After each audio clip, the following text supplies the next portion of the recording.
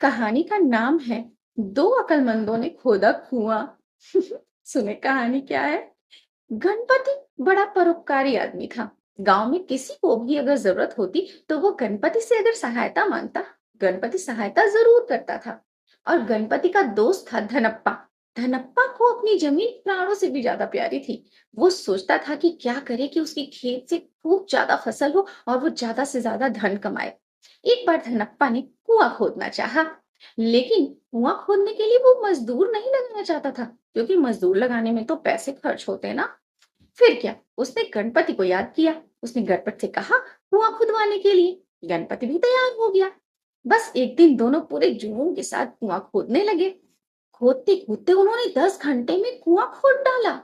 दोनों बहुत खुश हुए, लेकिन पानी का तो कहीं नामो निशान नहीं दिख रहा था। बस इस बात पे धनप्पा दुखी हो गया कि अब तो पानी भी नहीं दिख रहा, अब क्या करूं।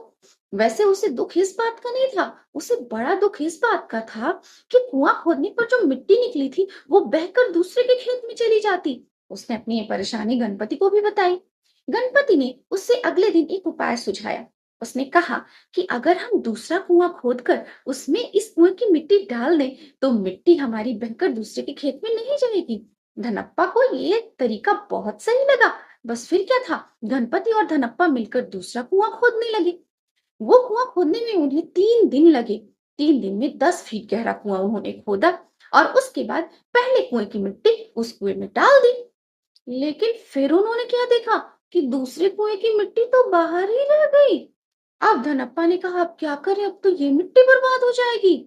गणपति ने दिमाग लगाया। गणपति ने कहा अच्छा, ये 10 फीट कुएं की मिट्टी है ना, हम अगली बार 20 फीट का गहरा कुआं खोदेंगे और उसमें ये मिट्टी जब डाल देंगे तब कोई मिट्टी नहीं बचेगी, कोई मिट्टी नहीं बर्बाद होगी।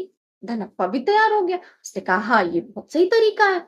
फिर क्या, अगले दिन से उन्होंने तीसरा कुआं खोदना शुरू कर दिया और तीसरा कुआं उन्होंने 20 फीट का खोदा।